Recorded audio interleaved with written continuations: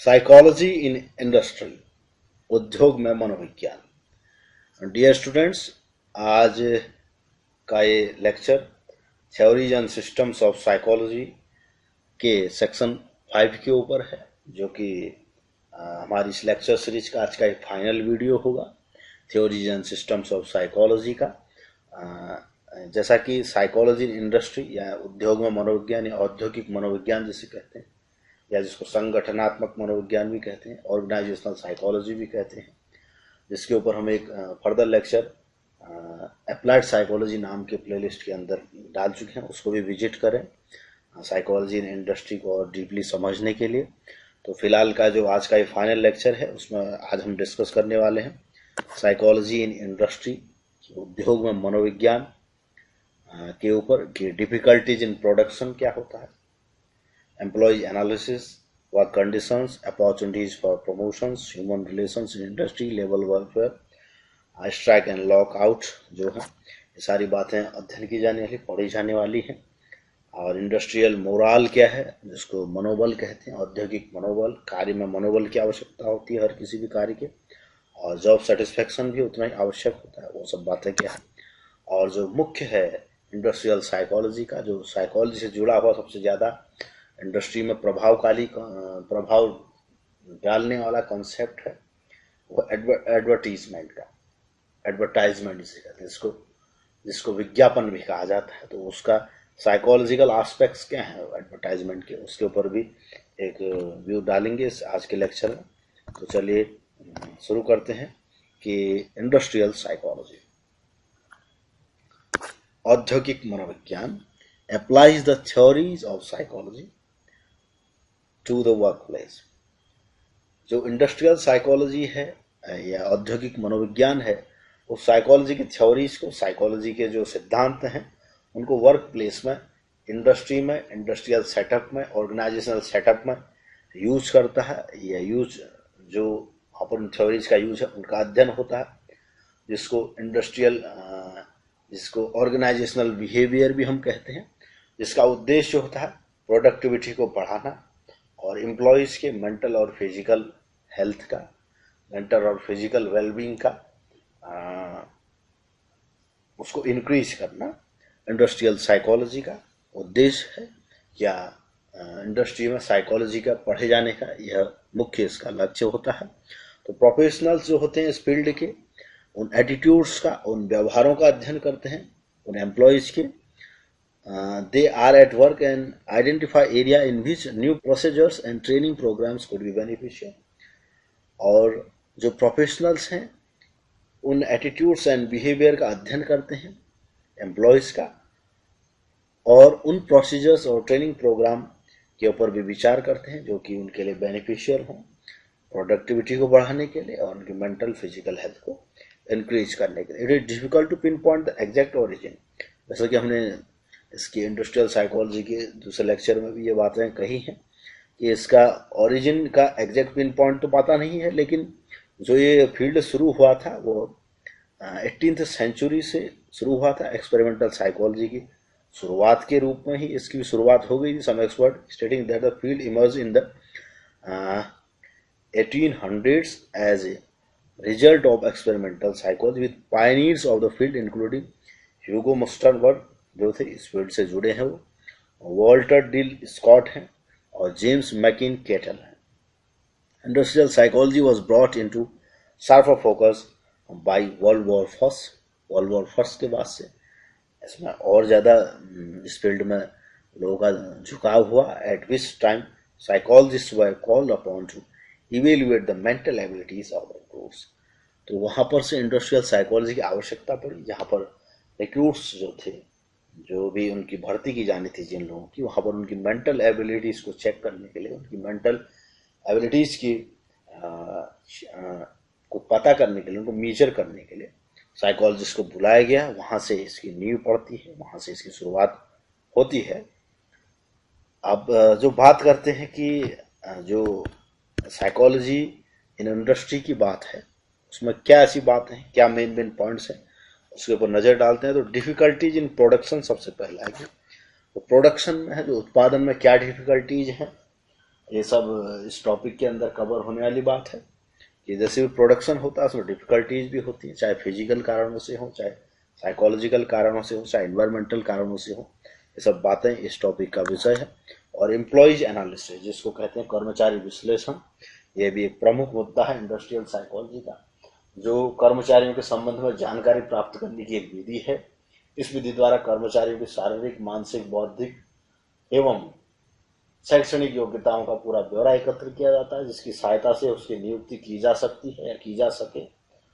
और ब्यौरा एकत्र करते टाइम कुछ बातों की सूचना भी प्राप्त की जाती है, जो बातें होती हैं उसके एज की, जिस भी एम्प्लॉय के हम एम्प्लॉय एनालिसिस या कर रहे हैं, कर्मचारी विश्लेषण कर रहे हैं, उनकी आयु का, उनके जेंडर का, उनकी जाति का, उनकी प्रजातीय विशेषताएं, उनकी नेशनलिटी, उनकी हेल्थ, उनकी एजुकेशन, उनका एक्सपीरियंस, उनकी इंटेलिजेंस लेवल, आईक्यू, उनका मानसिक योग्यताएं, मेंटल एबिलिटीज की बात, उनके एटीट्यूड्स, उनके जो पर्सनालिटी ट्रेट्स हैं, उनका अध्ययन होता है एम्प्लॉय एनालिसिस के अंतर्गत। और जो नेक्स्ट होता है वर्क कंडीशंस, कौन से सी वर्क कंडीशंस हैं, क्या हैं, ये सब इंडस्ट्रियल साइकोलॉजी का टॉपिक है। अपॉर्चुनिटीज ऑफ प्रमोशन, और प्रमोशन में कहाँ साइकोलॉजी का इस्तेमाल है, कैसे ऐसे प्रमोशन दिया जैसे प्रोडक्टिविटी में भी सुधार आए, कर्मचारी की मनोबल भी बढ़े, ये सब बातें इससे जुड़ी हुई हैं। और ह्यूमन रिलेशंस इन इंडस्ट्री, इनकी कहाँ आवश्यकता है, कितना ये इंडस्ट्री में संबंध रखती हैं सारी बातें। और लेबर वेलफेयर, जो कर्मचारी हैं, जो लेबर हैं, जो श्रमिक हैं, उनका वेलफेयर ये आवश्यक है, जिसकी हर क्षेत्र में वेलफेयर की भी आवश्यकता होती है। चाहे इंडस्ट्रियल कंडीशंस की बात करें, मैन पावर के यूज में उनका वेलफेयर भी ध्यान दिए जाने योग्य बात है, प्रमुख मुद्दा है। और स्ट्राइक और लॉकआउट, इससे भी काफ़ी प्रोडक्शन को बहुत नुकसान होता है और एम्प्लॉयज़ के एडजस्टमेंट को भी काफ़ी प्रभावित करती हैं सारी बातें। तो ये भी इंडस्ट्रियल साइकोलॉजी के एक गंभीर मुद्दे हैं और काफ़ी महत्वपूर्ण मुद्दे हैं। हाँ, तो जो नेक्स्ट है वो हम इंडस्ट्रियल मोराल की बात करेंगे, जो भी औद्योगिक मनोबल है उसकी बात करेंगे। उसकी क्या आवश्यकता होती है, किसी भी कार्य को करने के लिए एक मनोबल का होना आवश्यक होता है, एक मोटिवेशन का होना आवश्यक होता है। तो इंडस्ट्रियल मोराल में भी defined as the possession of a feeling on the part of the employee of being accepted and belonging to a group of employees through adherence to common goals and confidence in the desirability of these goals. Let's look at the definition of goal. तो जो दो मुख्य तीन बातें हैं industrial morale से जुड़ी हैं, उसमें क्या फील करता है वो व्यक्ति, कौन सी फीलिंग है जो उससे जुड़ी है इंडस्ट्रियल मोराल से। उसमें पहला है कि feeling accepted by one's work group, ऐसी फीलिंग जब दूसरे वर्क ग्रुप के एक्सेप्टेंस से प्राप्त होती है, तो वो भी इंडस्ट्रियल मोराल का एक एस्पेक्ट है, एक पहलू है। और दूसरा है sharing common goals with one's work group, आपस में जो एक ही गोल के ऊपर ये ग्रुप वर्क जो होता है उसमें भी इंडस्ट्रियल मोराल जुड़ा है, उसमें भी इसमें ये भी एक एस्पेक्ट है इंडस्ट्रियल मोराल का। Having confidence in the desirability of these goals, तो इसमें जो कॉन्फिडेंस का होना, यह भी इसमें जो इन गोल्स को प्राप्त करने की जो इच्छा होना और उसमें अपना कॉन्फिडेंस का होना, यह भी उस इंडस्ट्रियल मोराल का एस्पेक्ट है, उससे जुड़ी हुई बात है। तो वह ऐसी फीलिंग है इंडस्ट्रियल मोराल जो एक्सेप्टेंस से, बिलोंगिंग से, अपने ग्रुप वर्क से, अपने पीयर ग्रुप से हमें प्राप्त होता है। और यह इंडस्ट्रियल साइकोलॉजी में कार्य के प्रति हमारा सेटिस्फेक्शन होने में और प्रोडक्शन को बढ़ाने में काफ़ी सहायक है यह कॉन्सेप्ट या फीलिंग। और जो नेक्स्ट है वो जॉब सेटिस्फेक्शन है, कि जो हमारा कार्य है उसके प्रति संतुष्टि का होना भी बहुत आवश्यक है। क्योंकि जैसे हम आज तक देख रहे हैं कि सब कार्यों का सब बड़े बड़े प्राइवेट सेक्टर में कन्वर्ट किया जा रहा है, बड़ी बड़ी सरकारी संस्थान, तो इसी बात से जुड़ी है कि जॉब सेटिस्फेक्शन का होना, कार्य के प्रति मोनोटोनी हो जाना, बोर्डम होना, ये सारी बातें उससे प्रभावित करती हैं। जो बैंक में आप सिस्टम्स देखते थे हम पहले की, लोग बाग चिड़चिड़े स्वभाव के होना और जॉब अजीब सा एक मोनोटोनी का होना, कार्य में एक रूपता होने से उनमें बोर्डम आ जाना, वो सब बातें फिर प्रोडक्टिविटी में प्रभाव करती हैं। और जॉब सेटिस्फेक्शन का होना, मोराल का होना, ये सब बातें इंडस्ट्री में, हमारे प्रोडक्टिविटी में, हमारे वेलनेस में, मेंटल फिजिकल वेलनेस से जुड़ी हैं। तो job satisfaction has been defined as a pleasure emotional state resulting from the appraisal of one's group.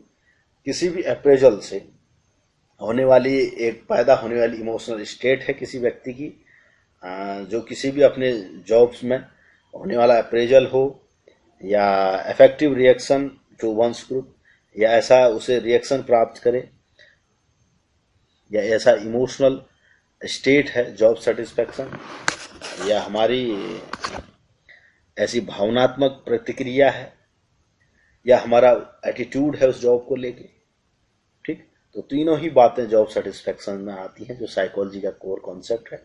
Effect, behaviour, cognition, हमारे भावना, व्यवहार और संज्ञान में जब हम संतुष्टि का फील करते हैं, एक खुशी का फील हमें होता है, उसको जॉब सेटिस्फैक्शन से उसको हम जोड़ सकते हैं। वो हमारे जॉब से जुड़ा हुआ, जब हमारे अंदर एक अप्रेजल की भाव आए, हमारे अंदर एक उस प्लेजर की फीलिंग आना जॉब को लेके, या उस जॉब को लेके हमारी जो भावनाएं हैं, हमारा एटीट्यूड है पॉजिटिव हो, तो उसको जॉब सेटिस्फैक्शन कहेंगे। एंड हैज आर्ग्यूड दैट, रीस जो हैं विद्वान हैं, उन्होंने कहा कि job satisfaction is an attitude but points out the researchers should clearly distinguish the objects of cognitive evaluation, which are affect, emotion, beliefs and behaviors। ठीक है, तो पॉजिटिव एटीट्यूड है, जॉब सेटिस्फैक्शन एक एटीट्यूड है, ऐसा कह रहे हैं। तो this definition suggest that we form attitude towards our jobs by taking into account our feelings, our beliefs and our behaviours. तो हम हमारी फीलिंग्स का, हमारे एटीट्यूड का और हमारे कार्यों से प्रभावित होकर हम किसी भी जॉब के प्रति अपना एक एटीट्यूड रखते हैं, एक सोच रखते हैं, और पॉजिटिव भी हो सकती है, नेगेटिव भी हो सकती है, और न्यूट्रल भी हो सकता है। अगर पॉजिटिव है तो वो धनात्मक कार्य करेगा, जॉब सेटिस्फैक्शन में और ऊर्जा से हम काम करेंगे। नेगेटिव है तो एक निरस्ता आएगी, बोर्डम आएगा काम में। तो सारी चीज़ें इंडस्ट्रियल साइकोलॉजी से जुड़ी हैं, उसको प्रभावित करती हैं। तो job satisfaction is a positive emotional state that occurs when a person's job seems to fulfil one's need. तो सीधे सीधे अर्थ में जो स्टैंडर्ड डेफिनेशन की यहाँ बात है कि जॉब सेटिस्फैक्शन जो है पॉजिटिव इमोशनल अवस्था है। जब कब पैदा होती है? जब किसी व्यक्ति को लगता है कि उसकी नीड्स पूरी हो रही है, तो उसके अंदर जॉब सेटिस्फैक्शन यानी कार्य संतुष्टि पैदा होती है। It is not always related with the money, ये केवल पैसे से ही जुड़े नहीं है। कार्य संतुष्टि बहुत प्रकार से होती है कि मुझे एक डिजायर्ड मनी मिल जाए, उससे नहीं, कि हमारे बॉस का एटीट्यूड कैसा है, हमारे कोवर्स का, पीयर ग्रुप्स का एटीट्यूड कैसा है, सारी बातें उससे जुड़ी हैं। हाँ, कौन सा फैक्टर? तो some people also work to satisfy their urge to work, कुछ लोग काम भी करना चाहते हैं, तो ऑप्टिमल लेवल का काम न मिलने से भी लोग असंतुष्ट होते हैं। और dissatisfaction in a job occurs due to many factors, let's take a look at them. तो जो कौन सी ऐसी बातें हैं जो उसको प्रभावित करती हैं? तो जो मुख्य यहाँ पर दो बातें हैं, ऑर्गेनाइजेशनल फैक्टर्स हैं, पर्सनल फैक्टर्स। पर्सनल फैक्टर्स में आती है मनी होना और भी बातें होना, और भी पर्सनल नीड्स का फुलफिल होना। और ऑर्गेनाइजेशनल फैक्टर्स है एनवायरनमेंट का होना, एटीट्यूड का होना लोगों का हमारे प्रति, ये सब बातें जॉब सेटिस्फैक्शन को प्रभावित करती हैं। तो अब आगे बढ़ते हैं नेक्स्ट में, वो है कि एडवर्टीजमेंट यानी कि विज्ञापन। विज्ञापन में विज्ञापन क्या है और उसके साइकोलॉजिकल एस्पेक्ट्स क्या है विज्ञापन के? तो advertising is a marketing communication that employs an openly sponsored non personal message to promote और सेल ए प्रोडक्ट। तो मार्केटिंग कम्युनिकेशन है जो स्पॉन्सर्ड होता है, एक नॉन पर्सनल मैसेज होता है जिससे कि हम किसी प्रोडक्ट का जो सेल होना है और उसका सर्विस या उसके आइडिया को हम बेचने के लिए प्रमोट करते हैं। तो एडवर्टाइजिंग है एक मार्केटिंग कम्युनिकेशन है लोगों के बीच में किया जाने वाला, और एक स्पॉन्सर्ड कम्युनिकेशन है जो नॉन पर्सनल है, और ऐसा मैसेज है कि जो लोगों को प्रमोट करता है प्रोडक्ट, सर्विस और आइडिया को खरीदने के लिए या उस कंपनी के द्वारा उसको प्रमोट किया जाता है कि अपने प्रोडक्ट्स, आइडिया और सर्विस को बेचने के लिए, उसको एडवर्टाइजमेंट कहा जाता है। वो स्पॉन्सर्ड है, पेड है, नॉन पर्सनल मैसेज होता है। अपने प्रोडक्ट, सर्विस और आइडिया को बेचने के लिए किया जाने वाला कम्युनिकेशन एडवर्टाइजमेंट कहा जाता है। Sponsors of advertising are typically businesses wishes to promote their products or services. Advertising is differentiated from public relations in that an advertiser pays for and has control over the message. It differs from personal selling in that the message is non-personal. It means not directed to a particular individual. Advertising is communicated through various mass media, including traditional media such as newspapers, magazines, television, radio, outdoor advertising और direct mail. तो direct mail के माध्यम से, magazine के माध्यम से, television से, radio से, आउटडोर एडवर्टाइजिंग से, मेल से हम अपने प्रोडक्ट्स को, सर्विस को और आइडिया को प्रमोट करते हैं। इंडस्ट्री जो भी स्पॉन्सर्स होते हैं उसको प्रमोट करते हैं। The actual presentation of the message in a medium is referred to as an advertisement. ठीक है, तो उसको एडवर्टाइजमेंट कहा जाता है। जो मैसेज होता है वो किसी भी माध्यम से लोगों के बीच में आए अपने आइडिया, सर्विस और प्रोडक्ट को बेचने के लिए, तो उसको एडवर्टाइजमेंट कहा जाता है। तो एडवर्टाइजमेंट में किसी भी प्रोडक्ट को सेल करने में, किसी भी आइडिया को सेल करने में या किसी भी सर्विस को सेल करने में जो भी स्पॉन्सर्स होते हैं वो किन टेक्निक्स का इस्तेमाल करते हैं, साइकोलॉजिकल टेक्निक्स का, या कहें या दूसरे अर्थ में कहें कि ऐसे कौन से एस्पेक्ट्स हैं साइकोलॉजी के जो एडवर्टाइजमेंट से जुड़े हैं या विज्ञापन से जुड़े हैं, जो कि इंडस्ट्रियल साइकोलॉजी में काफ़ी उत्सुकता से पढ़ा जाने वाला कॉन्सेप्ट है। तो सबसे पहला emotions. Advertising often plays to consumers emotions, उनके इमोशंस से जुड़ा रहता है। जैसे कि हम देखते हैं कोई ऐसी हमारे हमसे जुड़ी हुई जिसकी हम इच्छा रखते हैं इस चीज़ को अपने प्रोडक्ट के साथ जोड़ते हुए दिखाना, तो उससे हमारी इमोशंस से उसको एडवर्टाइजमेंट को जोड़ना, उससे भी जो लोग होते हैं उसको खरीदने के लिए उत्सुक होते हैं, उसके प्रति आकर्षित होते हैं। जैसे कि इमोशंस का फियर का यूज होना, लव का यूज होना, प्लेजर का यूज होना। और vanity can be powerful drivers to consumer desires and response. जैसे कि कंज्यूमर्स की डिजायर्ड रिस्पॉन्स लाने के लिए किन किन फीलिंग्स का यूज किया जाता है, फियर का, लव का, प्लेजर का, ये सब बातें इन इमोशंस को एज ए पावरफुल ड्राइवर के रूप में इस्तेमाल किया जाता है कंज्यूमर से डिजायर्ड बिहेवियर का। और डिजायर्ड बिहेवियर क्या है, भाई वो सामान खरीदे, हमारा जो प्रोडक्ट खरीदे। तो each of these emotions can be manipulated and used in a different ways to affect behaviour. तो इन इमोशंस का अलग अलग प्रकार से यूज होता है, जैसा कि हम देखते हैं एडवर्टाइजमेंट में भिन्न भिन्न प्रकार से हमें आकर्षित करने की कोशिश की जाती है एडवर्टाइजमेंट में। और परजुएशन एंड अथॉरिटी, अनुनय करना, अथॉरिटी के द्वारा कहे जाने से भी लोग उसको खरीदते हैं, किसी प्रोडक्ट के प्रति आकर्षित होते हैं। तो one of the best way to persuade someone to action is to gain their trust और प्रोवाइड इररेफ्यूटेबल लॉजिक, ऐसा लॉजिक जिसको रिफ्यूज नहीं कर पाए व्यक्ति। तो एडवर्टाइजिंग also uses these two basic principles to drive consumer purchase behavior. One of most common ways advertising uses persuasion is through celebrity endorsement. तो सेलिब्रिटी का एडवर्टीजमेंट के साथ जोड़ना, जैसे हम देखते हैं ये फिल्मी एक्टर्स को और भी सेलिब्रिटीज को सोसाइटी में जो अपना प्रभाव रखते हैं उनको स्पॉन्सर्स अपना वो बनाते हैं, ब्रांड एम्बेसडर बनाते हैं, उनके माध्यम से परजुएट करने की कोशिश करते हैं व्यक्तियों को। तो वो भी एक परजुएशन एंड अथॉरिटी भी एक एडवर्टीजमेंट का एक स्रोत है, उसके माध्यम से भी ग्राहकों को या डिजायर्ड बिहेवियर लेने की कोशिश की जाती है, अपना प्रोडक्ट सेल करने की कोशिश की जाती है।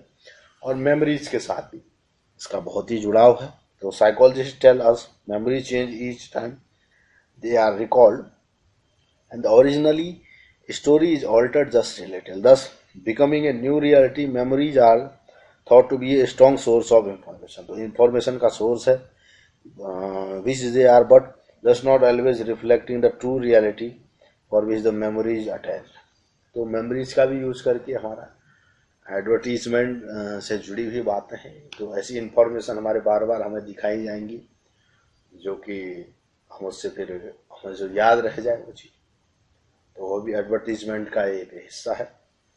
और colour, colour illicit strong, colour का भी एक स्ट्रॉन्ग प्रभाव है। कलर का कैसे प्रभाव है? Elicit strong and sometimes conflicting emotions, some evoke passion, कोई ऐसे कलर में पैशन देते हैं, वही कोई तड़क भड़क चीज बेचनी आती है, उस टाइप के कलर से उसको प्रेजेंट करना अपने प्रोडक्ट को। मिस्ट्री, मिस्ट्री भी दिखेगा। Coldness, while others convey happiness, trust, or peace. Every color has a different purpose within advertisement to control the emotion and perception of the ad, and thus the effectiveness is driving a specific reaction or action. तो ये सारी बातें, सारी concept psychological aspects हैं जो advertisement से, विज्ञापनों से जुड़े हैं, जो कि लोगों से डिजायर्ड बिहेवियर प्राप्त करने में मदद होते हैं, जो कि अपना प्रोडक्ट को सेल कर सकते हैं, जो कि अपने सर्विस, अपनी आइडिया को सेल करने के लिए अपने किया जाने वाला साधन है एडवर्टाइजमेंट। जैसे मेमोरी जुड़ी है इनसे, ऐसे एटीट्यूड भी हमारा जुड़ा है, हमारा मनोवृत्ति भी एडवर्टीजमेंट से जुड़ी रहती है, उसका भी एडवर्टाइजमेंट में यूज किया जाता है। अपनी सर्विसेज को, अपने प्रोडक्ट्स को, अपने आइडियाज़ को सेल करने के लिए स्पॉन्सर्स उनका भी यूज करते हैं। तो ये सारी बातें इंडस्ट्रियल साइकोलॉजी से जुड़ी हुई हैं। जैसा कि हम जानते हैं कि इंडस्ट्रियल साइकोलॉजी का उद्देश्य प्रोडक्टिविटी को बढ़ाना है और वेलनेस को बढ़ाना है एम्प्लॉयज़ का। तो प्रोडक्टिविटी बढ़ाने का एक सबसे पावरफुल सोर्स एडवर्टाइजमेंट भी होता है। तो उसमें ये सारी बातें साइकोलॉजिकल एस्पेक्ट्स उससे जुड़े हैं। तो इसी के साथ ही आज का लेक्चर ख़त्म होता है, और ये इस लेक्चर सीरीज का ये आज का फाइनल वीडियो भी है, theories and systems of psychology का। तो इसी के और लेक्चर सीरीज के वीडियोस को देखने के लिए और इस प्लेलिस्ट को विजिट करें, थ्योरीज और सिस्टम्स ऑफ साइकोलॉजी के, और अन्य नॉलेजेबल लेक्चर्स के लिए, जानकारियों के लिए हमसे जुड़े रहें। तो मिलते हैं अन्य लेक्चर्स में। Thank you.